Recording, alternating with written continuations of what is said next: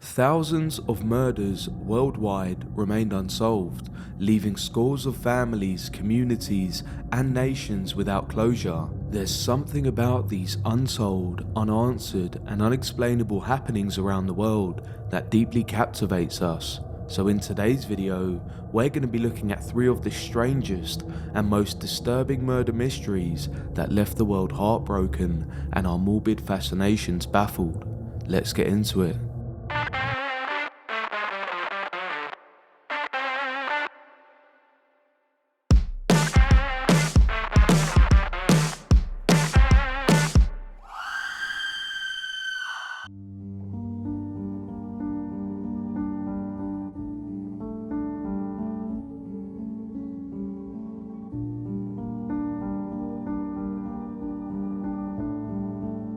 On the morning of September 20th, 1988 in Belen, New Mexico, it seemed like the perfect day to ride a bike. She planned to go play tennis that afternoon and asked her mum to drive out after her in case she got a flat tire and didn't return home by noon. Her route along New Mexico State Road 47 was the same every day. Her mother, Patty Doel, knew it very well because the pair of them often travelled it together. Lately though, Patty had been skipping rides. A recent incident where a car deliberately drove aggressively towards her, passing her multiple times, had made her nervous and less inclined to ride. Tara, however, continued the tradition and also declined her mother's suggestion to carry a mace. It was the same sunny stretch she had been riding for years, and nothing bad had ever happened. As she headed out the door, Tara jokingly told her mother that she better come looking for her if she didn't show up by noon. But noon came and went, and Tara Calico never came home. For 10 whole months, Patty Doel and her husband John heard nothing. On the afternoon Tara disappeared, Patty drove up and down on their bike route looking for any sign of her daughter. When she couldn't find her, Patty contacted the police. The search party they put together found no trace of neither Tara nor the bike, and nobody who was questioned witnessed any kind of accident or abduction. A few people recalled seeing Tara along the road, and 1 or 2 remembered seeing a light-coloured pickup truck they thought might have been riding along with the cyclist. Police also found pieces of Tara's Walkman and cassette tape, where suspicion by her mother led her to believe it was done purposely by her daughter in efforts to leave a trail, but Tara and her pink bike were nowhere to be seen. Without compelling evidence of foul play, police began to question John and Patty about Tara's home life. They suspected that the 19-year-old had run away from home, which was a hypothesis her family strongly denied. Patty and John waited and waited, but no further evidence was forthcoming. Tara Calico had simply vanished. Then, on June 15th, 1989, nearly 9 months after Tara Calico's disappearance, a mysterious Polaroid picture was discovered in a convenience store parking lot in Port St. Joe, Florida, nearly 1,500 miles from where Tara had disappeared. The eerie photo showed a teenage girl and a young boy lying on sheets and a pillow. Both had duct tape over their mouths and appeared to be bound. The woman who found the picture immediately notified the police, telling them that a white Toyota van had been parked in the spot just before she got there, and a man in his early 30s with a mustache had been the driver. Police staged a roadblock to intercept the vehicle, but the attempt to locate either it or its driver was unsuccessful. The Polaroid gained national attention when it was shown on the television program America's Most Wanted. Friends who tuned into the show called Patty, telling her to look at the Polaroid. When Patty Doel first saw the photo, she wasn't certain, but the more she looked, the surer she became. The girl in the picture had a scar on her thigh, just like the one Tara had gotten in a car accident when she was younger. There was a dog-eared paperback next to her which read V.C. Andrews, which coincidentally was one of Tara's favourite authors. Patty was convinced, a little older and without makeup, Tara was looking back at her from the Polaroid, but authorities weren't so sure. Experts at the Los Alamos National Laboratory doubted it was her, and the FBI were unable to offer conclusive evidence either way. Scotland Yard in the UK, however, took a crack at the photo and concluded the girl was indeed Tara Kaliko. What all parties did agree on was that the photograph had been taken recently. The Polaroid could not have been taken later than May of that year. The stock it had been developed on hadn't been available previously, but beyond that, authorities had nothing. The case took an even stranger turn when the family of 9-year-old Michael Henley came forward to identify the young boy in the Polaroid. Michael had vanished in New Mexico in April 1988 while on a hunting trip with his father, but in the end, only one family received answers. In 1990, Michael Henley's remains were discovered in New Mexico's Zuni Mountains, just 7 miles from the campsite where he disappeared. He had died from exposure long before the Polaroid had been developed. In the intervening decades, Tara's case has remained cold, despite the creation of a 2013 task force to reinvestigate her disappearance. A new development emerged in 2008 when Sheriff Rene Rivera of Valencia County, New Mexico, said that he knew what happened to Tara Kaliko and who did it. He didn't name the suspects but said they were 2 men, teenagers at the time of her disappearance, who were following Kaliko on her bike ride when some kind of accident happened. In a panic, they disposed of her body, but without remains. Rivera said that he couldn't make an arrest. 2 other Polaroid photographs that could have been Tara Kaliko have surfaced over the years. One was a blurry photo of a girl's face with tape covering her mouth, found near a residential construction site in MrZisso, California. Forensic evidence suggests that it was taken sometime after May 1989. The second was of a woman, loosely bound with her eyes covered, sitting next to a man on an Amtrak train, dated roughly February 1990. No charges were ever brought as a result of either image. Today, Tara Kaliko has been missing for more than 30 years.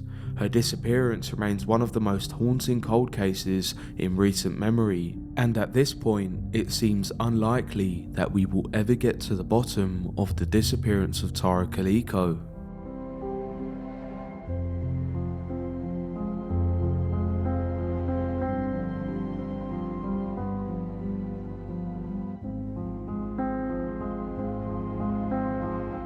London Metropolitan Police call him Adam.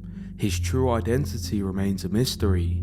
Adam was a young child, around 5 years old, whose torso was found in the River Thames in London. Despite the horrific details of the crime and multiple police appeals, no parent or family have come forward to claim the boy.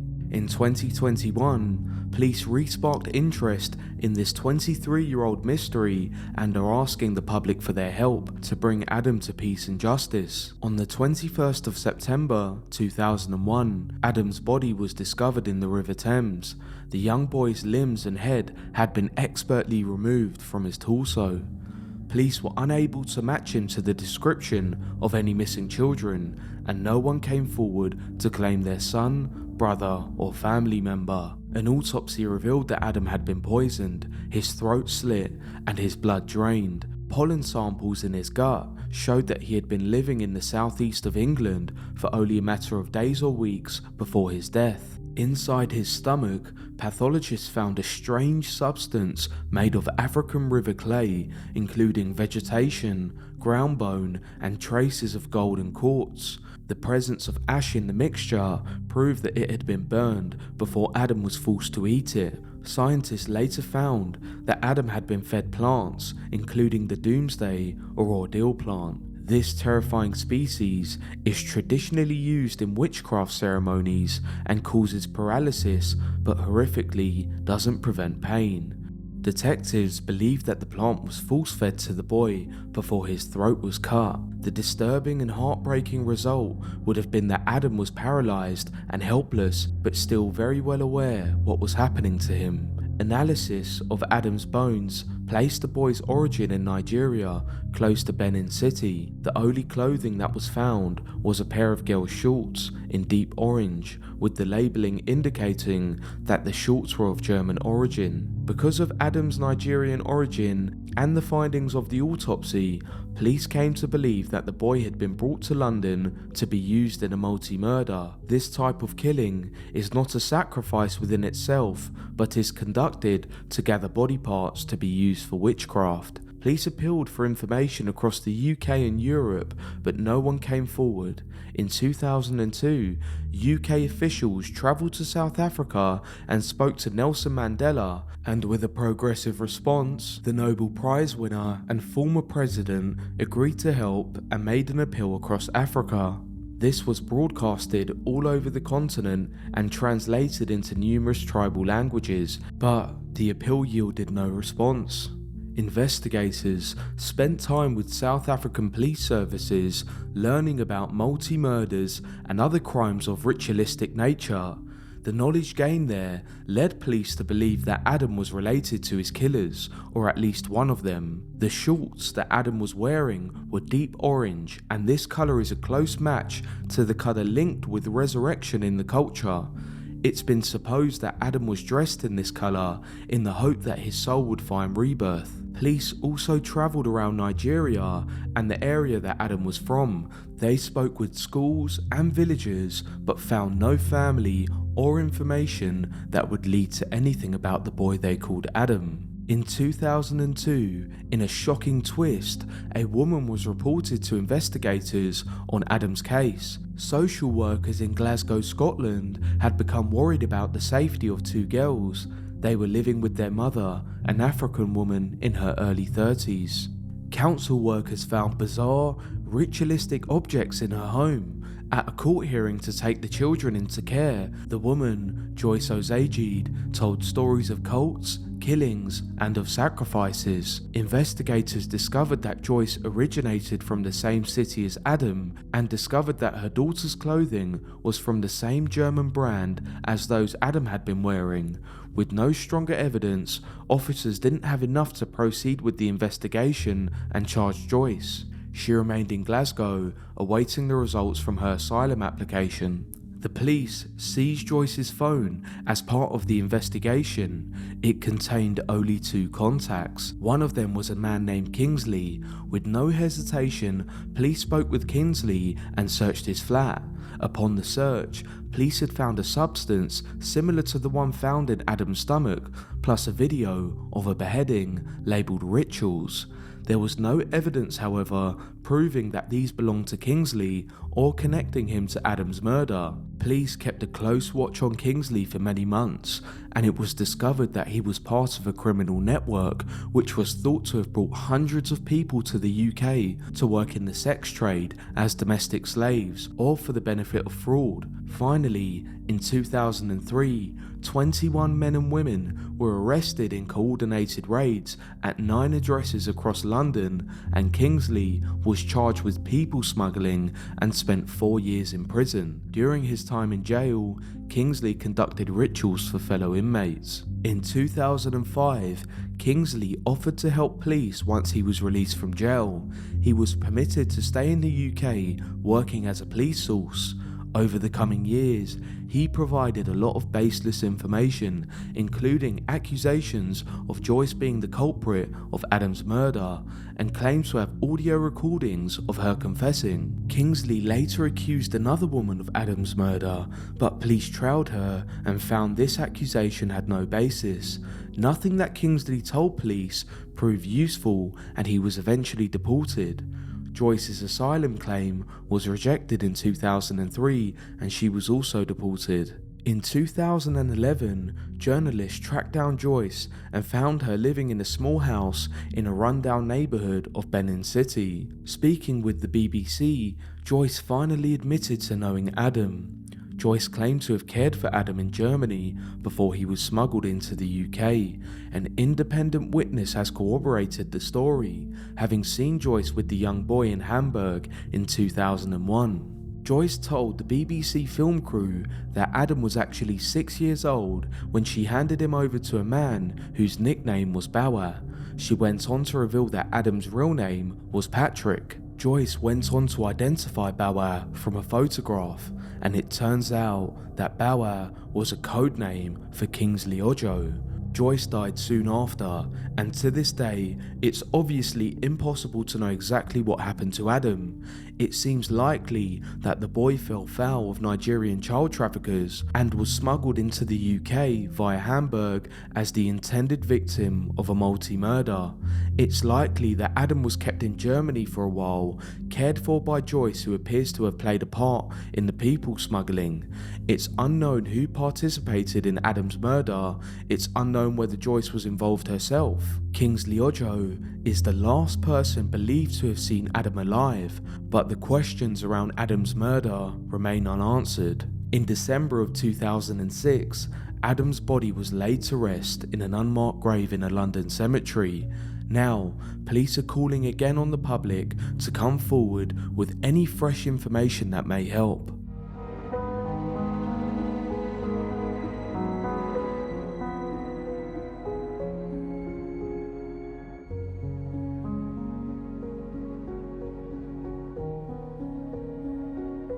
On the night before Christmas in 1945 in Fayetteville, West Virginia, George and Jenny Sodder were asleep with 9 of their children when a fire started in the house at 1 in the morning. George, Jenny, and 4 of their children managed to escape. The remaining children, 14-year-old Maurice, 12-year-old Martha, 9-year-old Lewis, and 8-year-old Jenny, and a 5-year-old Betty, still remained in the house. Between the 5 of them, they shared 2 bedrooms located upstairs. George broke back into the house to save the rest of their children, but the staircase was on fire. When he went outside to retrieve his ladder, it was missing from its normal spot. Plus, both of his coal trucks, which he was going to use to stand on top of, were strangely not starting. Marion, one of the children who escaped the fire, ran into a neighbour's house to phone the fire department, but the operator didn't pick up. When another neighbour called, the operator failed to pick up the phone again. The same neighbour actually drove down into town and found the fire chief in person, F.J. Morris, and told him about the fire. However, even though the fire station was located a mere 2.5 miles away from the house, the firefighters didn't reach the Sodder home until 8 a.m, 7 hours after the fire began. When they got there, the house was literally burnt to ash. Authorities sifted through the ash to try and find remains of the 5 missing children, but nothing was found and they were presumed dead due to the fire. Morris suggested that the fire was so hot that it literally cremated the children's bodies, including their bones. Whilst the theory sounds reasonable, it's not entirely accurate because even when flesh is burned away, bones are typically left behind. Additionally, there was no smell of burning flesh reported during or after the fire. The cause of the fire was deemed to be bad wiring, and the 5 missing children were issued death certificates. Soon after, George and Jenny began to suspect their children were not dead, but instead kidnapped, and the fire was deliberately set as a diversion. In fact, George had checked the wiring earlier that fall by the power company, which had deemed the wire to be in safe working order. While the fire was in progress, a woman came forward and said that she saw all of the 5 missing children peering from a passing car. Another woman who was staying in the Charleston Hotel had seen the children's photos in a newspaper and said that she had seen 4 of the 5 missing children a week after the fire. The children were accompanied by 2 women and 2 men, and all of them looked Italian. She said that in a statement, "I tried to talk to the children in a friendly manner, but the men appeared hostile and wouldn't allow it." From the 1950s until Jenny Sodder's death in the late 1980s, the Sodder family maintained a billboard on State Route 16 with pictures of all 5 vanished children and offering a reward for information. The last known surviving Sodder child, Sylvia, still doesn't believe her siblings perished in the fire. To this day, they have never been found. That wraps up today's video, guys. I hope you all enjoyed it. A massive thank you to those watching my daily content and subscribing to the channel.